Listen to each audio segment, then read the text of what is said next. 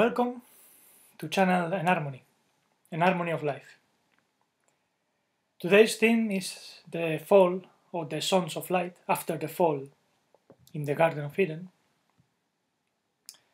and also the transmission of the seed of light in later generations. And as you may recall from the previous episode, the architects that were in charge of the conditions of evolution here on Earth did not want that the living souls that had emerged in human animals ate from the tree of good and bad, because that would lead them to death, either leading them to a collective suicide or just making them get lost in unrestricted pleasures, we may say. Yet they could eat from the tree of life, which, as you may remember, are the teachings of light, conscience of light, that shows how to balance the right side and the left side of the universe, abundance and restriction, light and darkness, without chasing the apparently good pleasures, which always lead us to emptiness, void, and more unrestricted pleasures.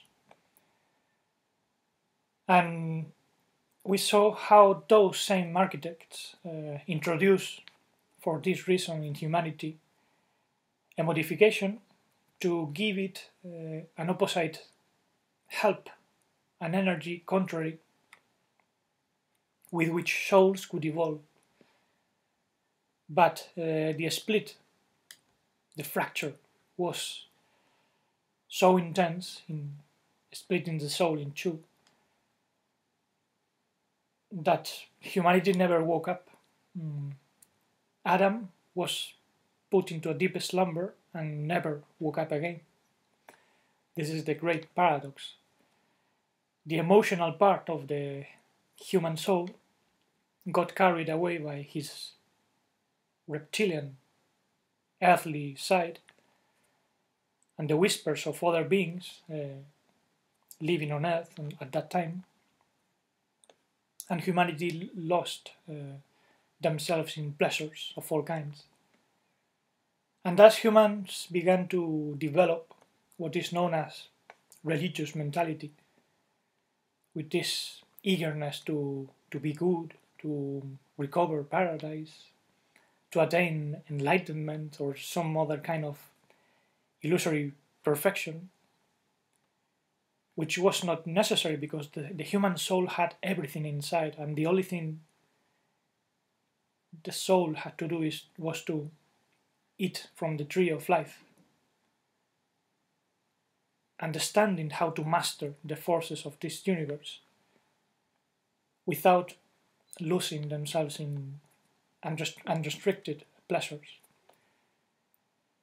However, as we know, human mentality fell to the carnal level, lacking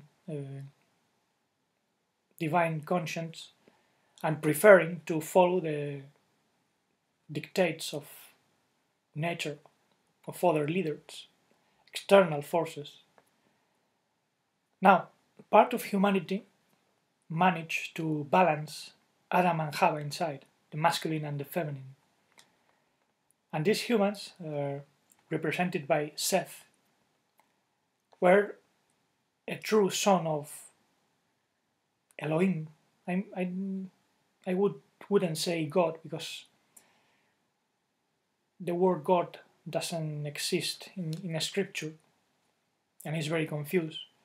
Let's translate Elohim as divine powers, so Seth is the son of divine powers. And these sons of divine powers, forces, had a mind that protected the emotions, the woman inside, without being dominated by fear and other passions. And from this humanity came Noah, this humanity that built not only physical boats, but also the arc of the soul, harmonizing pairs of animals, vital impulses inside, and other elements of the soul. And thus the divine seed was saved within a part of humanity. But remember that the seed of the serpent continued to exist. And what is more important, mixed with the divine seed, giving rise to what we may call a hybrid humanity. And this hybrid humanity managed to embody, to incarnate all souls that already had fallen in previous eras, even other stages of the universe. And this is why in Genesis 6 we hear about the sons of divine powers who mixed with the daughters of Adam's, the feminine side of the earth, and gave rise to children, the so-called Nephilim, the fallen ones.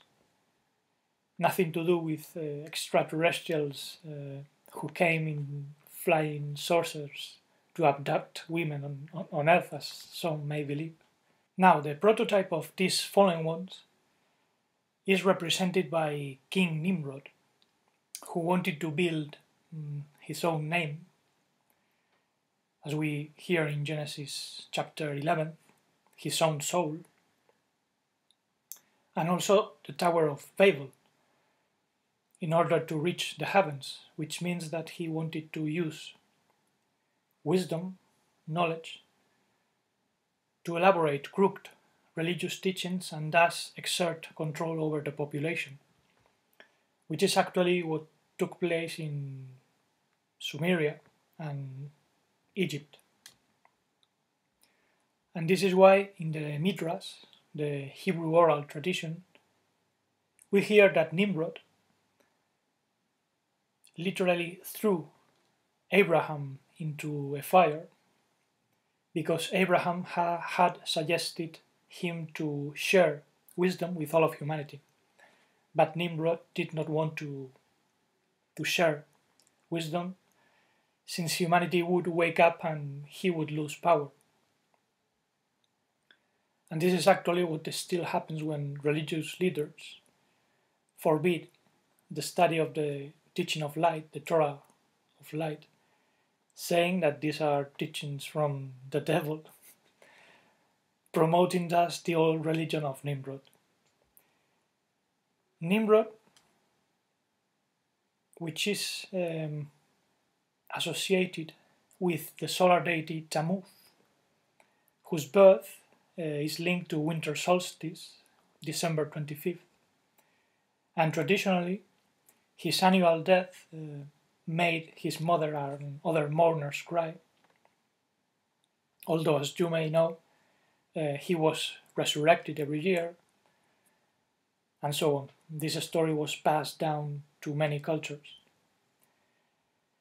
Now, anecdotes apart, Abraham escaped the fire, and Abraham means father of nations, but he also means or represents the first Hebrew, that is, the one that crosses over to the other side.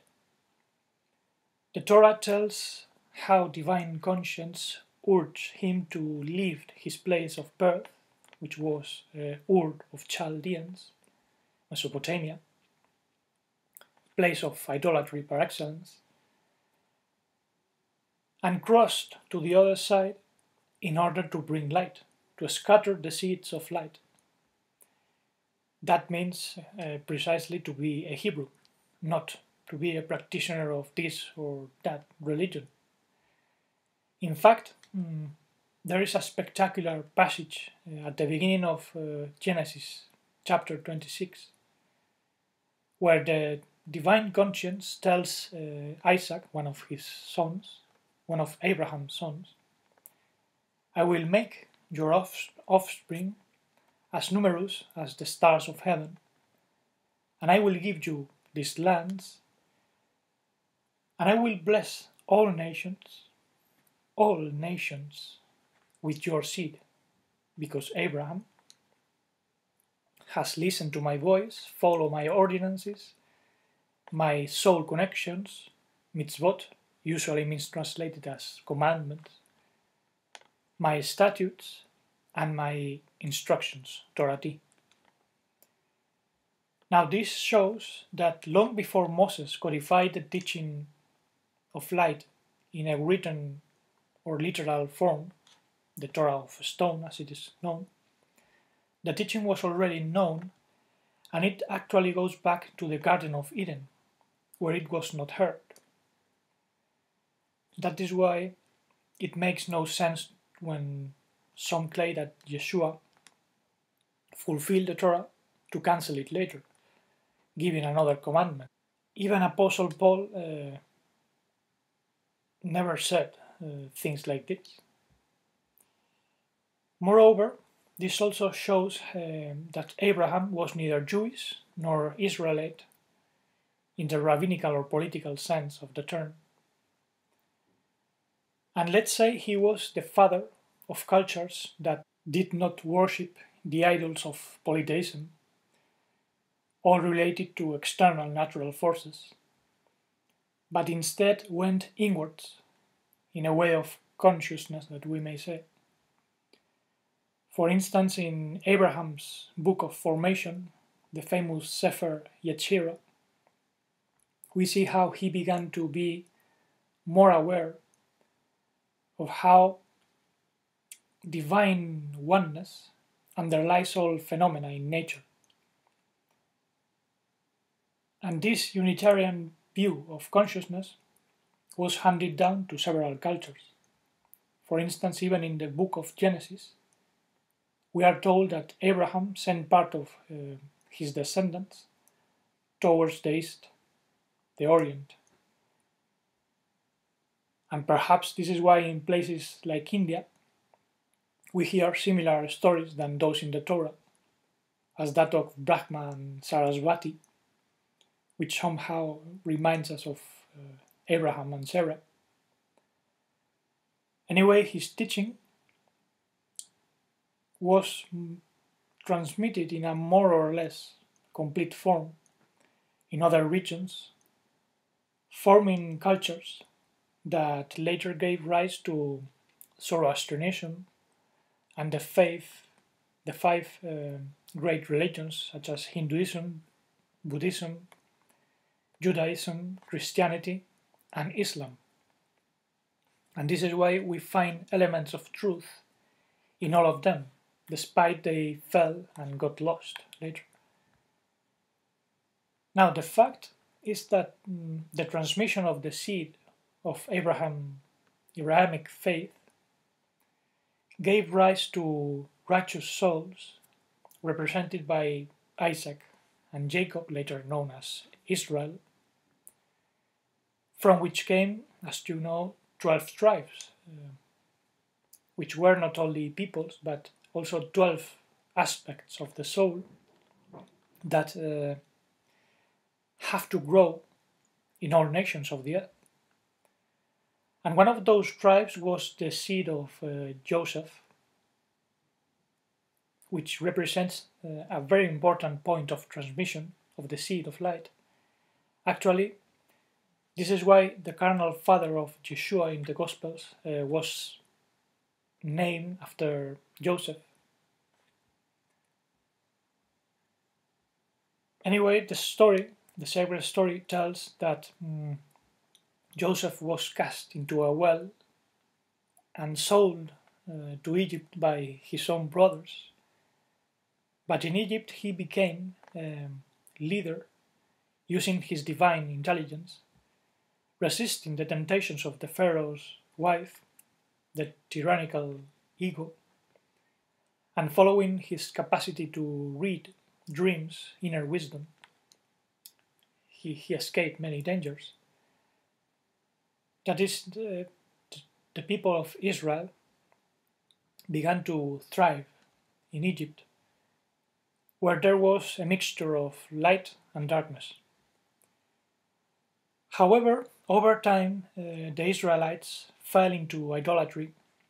They became captive again in the worship of what's called the Egyptian Ram, the literal carnal mindset. And Prophet Moses, however, or the person that later would become the prophet Moses, had grown up with the royal family of the Egyptians and was instructed in the wisdom of Egypt. And then divine conscience used Moshe to get the people out of that carnal worship and led them to what's called the revelation in Mount Sinai. This is described allegorically, of course. And since most people did not want to receive the Torah of light in its purest form, Moses gave them a Torah of stone, religious teachings. And the giving of the Torah is represented by the feast of Shavuot, literally weeks, which are the 7 weeks, later known as Pentecost in Christianity, that go from the coming out of Egypt to the time in which they received the Torah in Mount Sinai. And the Torah is literally the marriage contract between the human soul and the divine soul, later known as Anointed One or Messiah. But as it is said, 3,000 souls died in the desert without receiving the Torah of light. And curiously, in the Acts of the Apostles, 3,000 souls are converted with the arrival of the Ruach HaKodesh, the divine inspiration.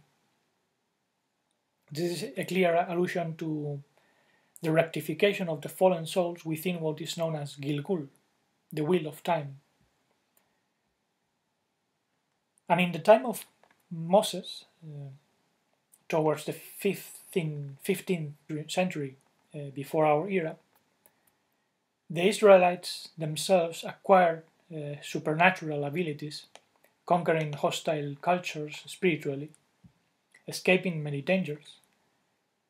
And after the death of Moses, the 12th tribe of Israel were guided by Joshua to the promised land of Canaan, which represents not only the Middle East, but also this carnal world, which is full of negative influences, from which we must get saved. And we'll see how this symbolism returns in the Gospels, linking that same name of Joshua to the Messiah. Now, among those who accepted the marriage with the divine soul, there were also those who went back to religion, the so-called golden calf, which in Hebrew is Egel, 3 letters, Ain, Gimel, and Lamed.